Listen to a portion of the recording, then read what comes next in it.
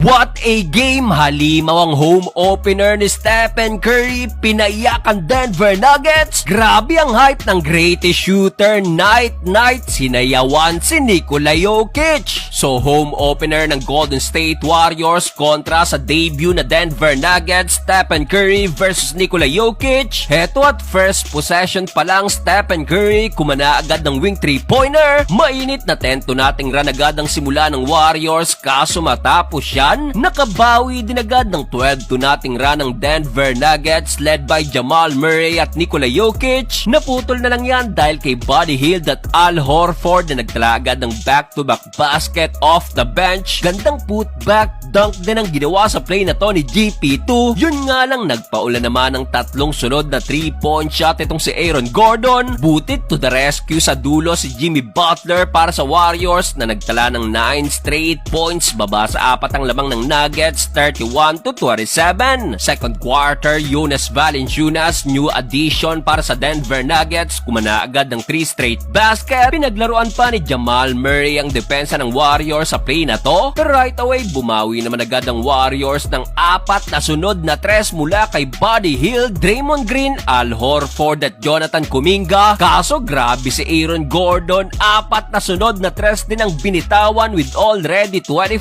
points. Hindi pa nagmimintis itong si AG, 7 of 7 beyond the arc, at bukod dyan, nagpakawala rin ng back-to-back 3-pointer si Nikola Jokic at dito pumalo na rin ang lamang ng Denver sa double digit. Pero Stephen Curry to the rescue naman sa kanyang back-to-back layup, 70-61 halftime. Start the third quarter, Stephen Curry mainit na kumana agad ng back-to-back 3-point shot. Kaso eto, hindi pa tapos sa Aaron Gordon, sumagot na naman ng another 3-pointer, pangwalo na yan, wala pa ring mintis, 8 of 8 beyond the arc with 30 points. Tostado nga lang ang depensa sa play na to ni AG kay Jimmy Butler at after nyan, dito na nahype ang greatest shooter. Take over sa step na so far meron na ring 20 points including itong end one basket. Dahil kay Stephen Curry, baba na lang sa isang lamang ng Nuggets, 84-85. Under 2 minutes, Al Horford, heto't binigay na ang lamang na yan sa Warriors sa kanyang corner 3-pointer. Kaso Jamal Murray nagpahabol din ng buzzer beater 3-point shot, tabla sa all 94 end of third period. Live score, live ads at live predictions. Mahilig sa NBA, PBA o kahit anong sports, gamitin lang ang ating promo code and check the comment section for more info. Fourth and final quarter, Draymond Green kumana agad ng wing 3-pointer, pero Diyos miyot, di pa rin tapos sa Aaron Gordon, alley-oop dunk. Nasundan pa yan ng corner 3-pointer, take over si Gordon na so far meron ng 42 points. Buti na lang at to the rescue itong rookie na si Richard sa kanyang first 3-pointer na nasundan pa ng layup ni Stephen Curry. Under 2 minutes na foul pa si Steph beyond the arc. Isang minuto, dito na napasayaw si Stephen Curry. Another 3-pointer, tablang talaan sa all 117. Pero tila naunang celebration ni Steph, 25 seconds, Aaron Gordon kumana na naman ng another big time 3-pointer. Ikasampu na yan, 45